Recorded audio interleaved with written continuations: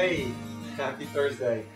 Welcome to the first of my weekly video shorts, and these are designed to look at the sessions that I've had over the past week and talk about them a little bit to hopefully help you with your dogs at home. So this past week I worked with a really super cute Yorkie named Louie. Louie's about 8 months of age, and the owners had called me because they're having some difficulty with him because he's become very assertive, specifically on walks and also in the home, where he's barking, lunging, and nipping at people. So in talking to them, I just inquired a little bit about the behavior, and sometimes I ask a lot of questions because you got to be almost like a CSI detective trying to piece together the clues to figure out what is the dog's real motivation for the behavior. So in talking to them, I realized that he only does this in their presence. He doesn't do it when they are not physically with him, because he goes to doggy daycare where I work and I see him there and he's fine. If he's in a situation where they are gone, he's fine. It's only in their presence. So if it's only in their presence, it's something obviously to do with them, something that they're doing or not doing, or maybe a combination of that. So that tells me a lot right there. So when I got there, I went in to their apartment and he came at me like gangbusters, barking, but not right away. Basically, he's standing with his owners and he's barking very loud and aggressively at me from under their feet, kind of. And as I move closer a little bit, he then comes and nips at my ankles a little bit, but very uncertain. And anytime a dog does a little kind of a bite or a nip and withdraws, that tells me it's an insecure dog. An aggressive dog is going to bite and he's going to hold on to you. And nothing is going to, you have to physically remove the dog from you, or the dog or the person. So it tells me right away he's an insecure dog. So I know that. I'm confident to kind of move towards him a little bit. So the first thing I did was have the owners put him on leash, and I took the leash and I just had them go to the other side of the room. As soon as I did that, the owners stepped away and I stepped in between him and the owners. Everything changed. Instead of being assertive, he then kind of withdrew and was in avoidance mode. He didn't want to look at me. He didn't want to go near me. As I entered his space a little bit, I just walked towards him. He just wanted to get away from me. He could easily do the same behavior where he could be nipping me, but he wanted nothing to do with me. That is definitely an insecure dog. I dropped the leash. He ran back towards the owners. As soon as he got there, he started the aggressive behavior again. Definitely, it's owner dependent. The owner is the source of this behavior. So we have to kind of take a look at what's really going on here. Why is he developing this behavior in the presence of the owners? So in talking to them, I discovered a couple things. And this is very common. A lot of dogs develop specific behaviors only in the presence of the owner.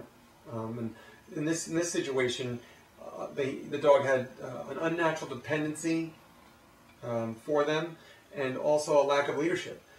Basically, dogs need leadership. They require it, just like kids require parenting. It's the same. Leadership and parenting is the same. And if they don't get that, that's when you get behavioral problems. So we were giving a lot of love to Louie, but he was lacking leadership. He was lacking. What happens as an insecure dog is now they feel the need to protect and assert themselves. That's the owner's job. And if it's okay with the owner, it should be okay with Louie. So we have to do a lot of leadership exercises to empower them. They did a lot of affection, which is very common. People, because affection is great. He's a cute little guy. So giving affection is the easy part. But sometimes you got to do a little tough love. They need leadership. They can't have everything they want, just like kids.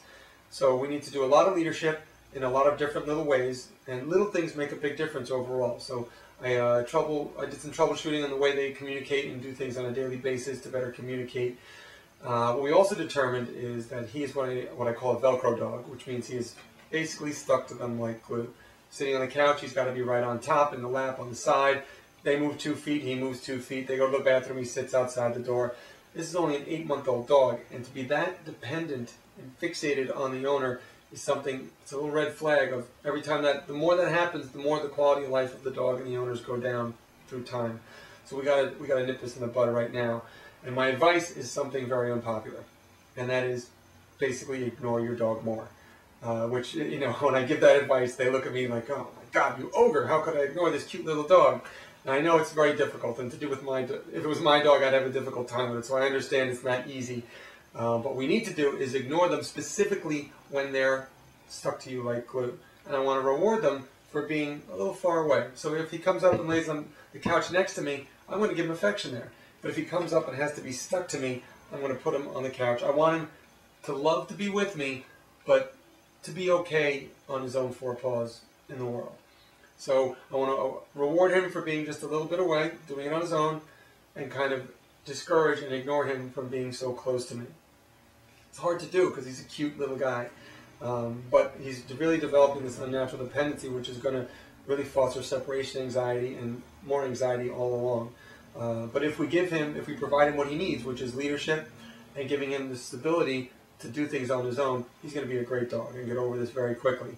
And I tweak their communication a little bit so that they know how to give corrections when he is getting assertive and how to work with him in that situation. And he's craving leadership. He needs it. He wants it. He wants someone to say, you take care of all this. I can just be a dog. It's great. So that's a great spot for a dog to be in. Once all this leadership is in place, then they can just, you take care of everything. I'm just going to chill on the couch. Let me know if anything comes up. That's a great spot for a dog to be in. So for Louie, his future looks great. He's a cute little guy. He just needs a little more leadership, a little more structure, and to be able to do things on his own, and he's going to be fine. So you guys at home, just remember that. Affection is great. It satisfies our needs. But it does not really satisfy the dog's needs. The dogs like it, but they don't need it. But they need leadership and structure. So provide that first, then you can give all the affection you want. Okay, I hope that helps, and I hope to enhance your life with your dog through these little video messages every week. I plan to do them every Thursday and just talk about the sessions that I've had over the past week. Please send me your feedback at ferndogtraining@gmail.com. Let me know what you'd like to hear about, or if you like them, if you hate them. I'll try to keep them short and sweet. But until next week, remember, every day with your dog is a good day. Take care.